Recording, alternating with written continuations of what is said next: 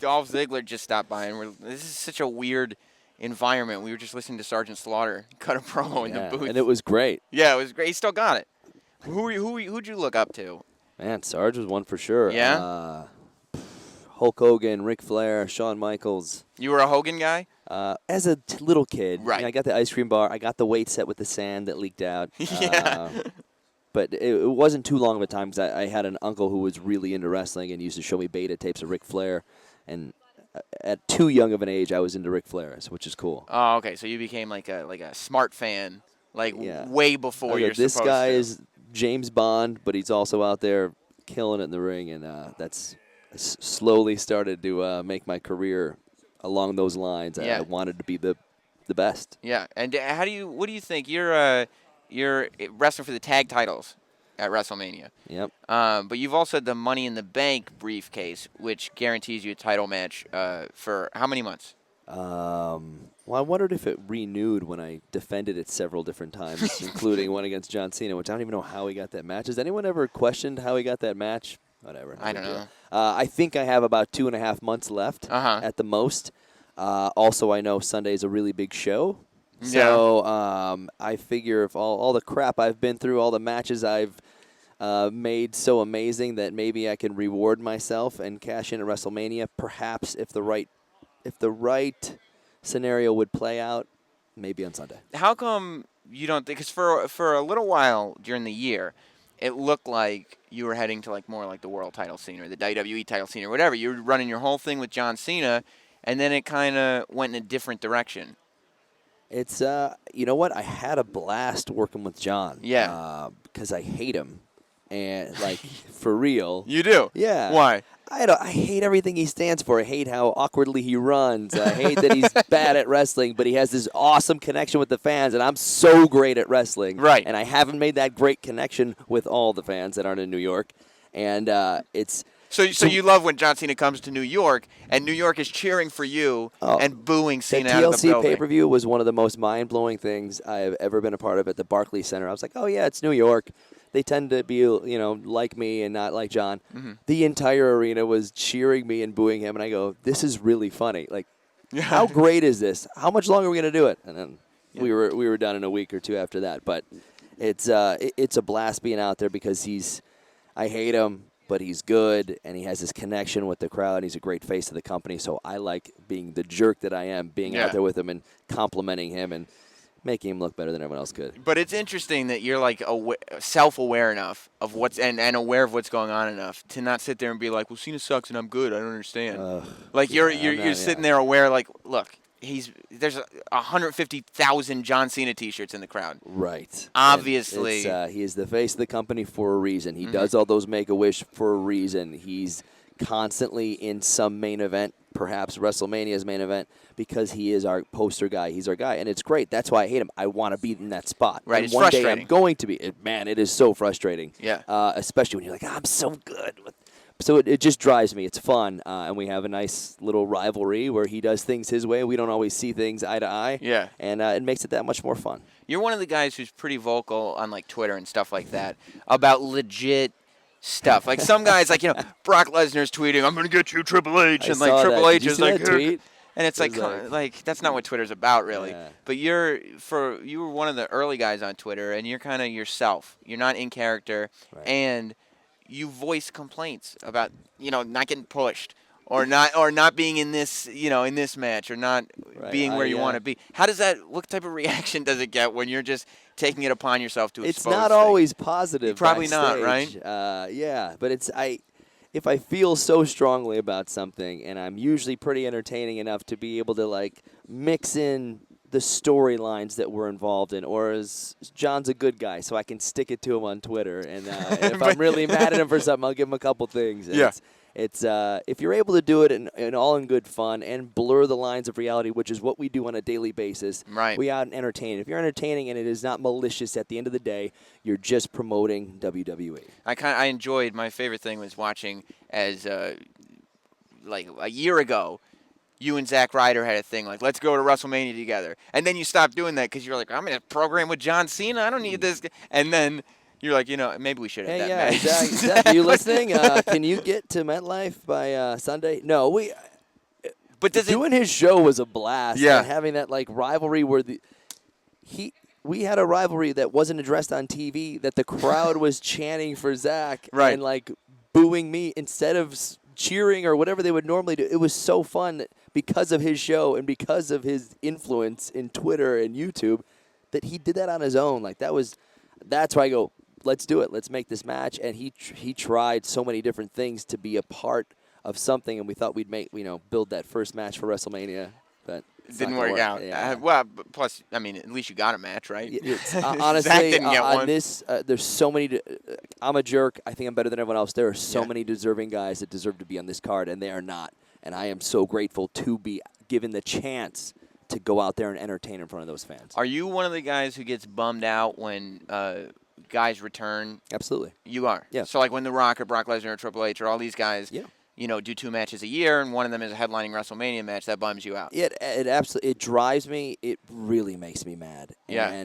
But everything my whole life has been a chip on my shoulder of like, you're too short. We're gonna keep you here, or we're gonna make you a cheerleader, and good luck getting out of that one. Yeah. And it's like, oh yeah, I'm gonna be better than everyone else. So you do it, and you get there, and you see. There is a draw. There is a reason these guys come back part-time because I grew up watching these guys. Yes. And I feel that connection that we don't always have with younger generations right now. And they're business-wise, it's a smart move. It makes the biggest movie star in the entire world is main eventing our pay-per-view, our WrestleMania. So that's going to get eyes that we would somehow maybe never really see, who don't know who Dolph Ziggler is. Yeah. They're going to get a chance to see me. So you have to see the positive in it. Man, it makes me so mad. But there is a positive spin to it in the end, for business, in the long run. Hopefully it makes me a bigger star down the line. How come you said that you didn't connect with the crowd? You haven't figured it out I yet? haven't had like a fun, like, sit down on the mic and let these fans know they're not just cheering for the best wrestler. Like, I'm really funny, too, and really entertaining and really good at talking and really good at crossing over to a TV show or a radio show or a movie. Like, one day, they know that they're going to see a great match. Right. They see me and Daniel Bryan, and they're like, oh, this is going to be great. The Internet's going to explode. But now it's like, what do you do? Well, he's with AJ and Big E, but, like, you don't know anything about my life. You need to know a little. There's a reason when Sean goes out there on Monday for 2 minutes, and it's like, oh, this is so real. Like, we get it because we have this connection with Sean. We know about his life. We know what he's been through. And with Sean from day one, it was that kick through a barbershop window. Right. And he's a made guy. Yeah, and I'll never forget it. But it's like there has to be some type of substance to a character. And we know John. We know he's hustle, loyalty, and respect. Yeah. He doesn't back down. He's the face of the company. What do we know about me? I'm jacked, shredded, look like a movie star, and have great matches. That doesn't connect with everyone. So when you're on a mic, just take it. There was a time where I was coming back through the entranceway through Gorilla and going so angrily, having the best match that night and not being involved in anything, and going, follow that to producers and other guys waiting to go on. You were yelling at wrestlers. Follow that. Why am I not in this match? And just wanting to get out there and go, let them know that I'm happy to be here. I'm happy to be a superstar, but I'm angry that I'm not getting more of a shot. This is a year or two ago. So we actually started having me grab a mic on TV and go, follow that. That was something. Right. And usually it's Vicky going, excuse me, and I go, hey, I'm the show off. I'm here to show off. Like, so when that doesn't. As much fun as it was, I'm sure, I would assume, to work with Vicky Guerrero because she's become this ridiculously hot heel out of just nowhere. Mind-blowing. There is no one that I've worked here for 8 years, and there is no one that has ever gotten that response. Yeah. And a couple nights, we went to commercial breaks going, they're still booing. Like, we will have to come back and do something. But does it help you or frustrate you? Are you sitting there going like, I'm not the guy who needs somebody to suck up that much heat? Right. I don't think I'll ever be that guy, but I also go, here, you're a cheerleader and a caddy. Make the most of it. Okay, I will. It's like, hey, you have Vicky. She's getting booed out of the building. People are cheering when you're doing wrestling moves. We need to figure something out here. And what's a way? Can I make it grosser? Can we be gross with each other? Can we find some kind of connection to where either we can be sharing this boo or we're both getting cheered or something? And it's I've made the most of it. I once in a while get to talk on the microphone and I have a great time. And otherwise, it's me just nodding while she said, excuse me, or, So we're getting there. I think slowly but surely a couple times I got to talk I've gotten a little bit in trouble, but also I was You do, being myself. because when you get on a mic, you do attempt to take it. Yeah. Yeah.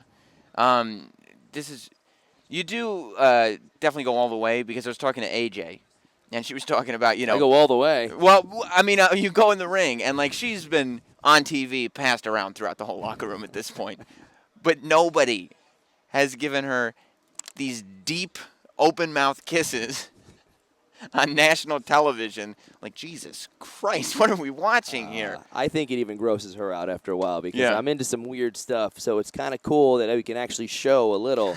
A little of the freakiness. No, it's fun. It's like I just remember, like, oh, like take this and make it your own and Yeah. make it exciting. Hey, we want you guys to kiss. It's gonna make everyone mad. Awesome. I'm gonna do it my way. It's gonna be gross. Let me ask you, because you might be able to confirm this. AJ said somebody has slipped her tongue, but she wouldn't confirm whether or not you've done that. I asked her, has Dolph done? Because my guess would be that you would be the one. I don't think like Daniel Bryan I did feel it. like Daniel Bryan wouldn't know how to do it, and He like, probably hasn't kissed a girl. I you feel don't like think? I'm above it, that where I don't need to prove anything to her. Right. But man, you know what?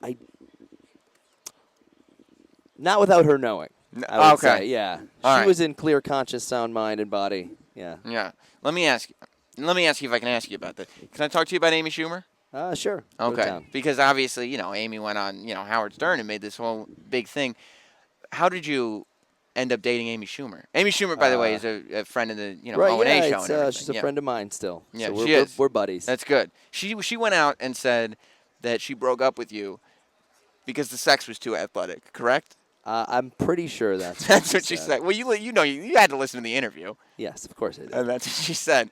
When I was actually flying home and turned on my phone off the plane to, I don't know, 78 voicemails or so. And I was like, this is 77 more than usual.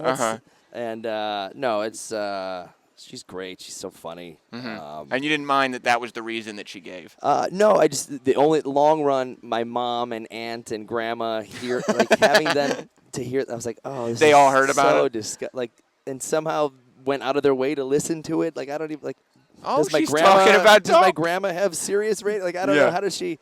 And but otherwise, we're buddies. She's so funny, and I was a fan of hers, and we ended up. She was supposed to do a show in Phoenix, and she canceled. I kind of gave her crap on the internet saying don't go see her. She canceled the show, but I guess she was sick for real. So.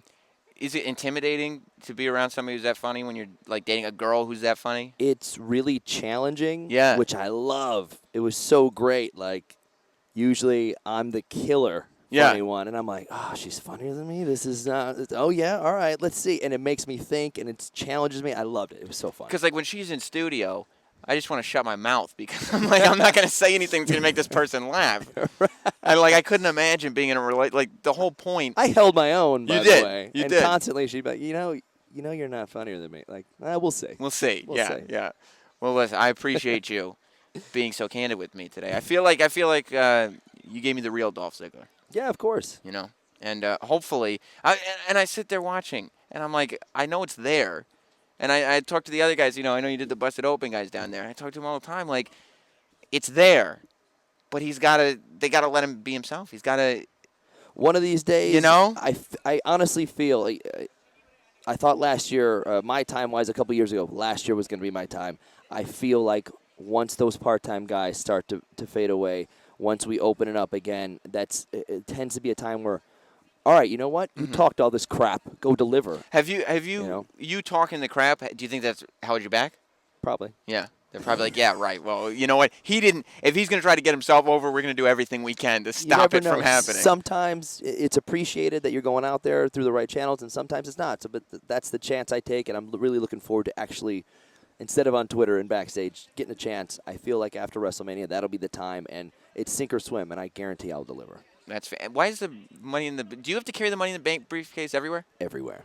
Even though it's all dented up and everything? It's smashed. I carry it through everything. I carry it through security. I have it with me. I will not check it. I will not lose it. Yeah. I have it at all times. Why didn't they get a new one? It's trash. I feel like that's like this is the one. So Right. if it becomes this crinkled up beer can that I'm holding, like that's what it is at the end of the day. Yeah. So what's it like to go through security with it? Do people want to look lot at of- it, open it. If they get it, wrestling, sports entertainment, they Yeah. love it.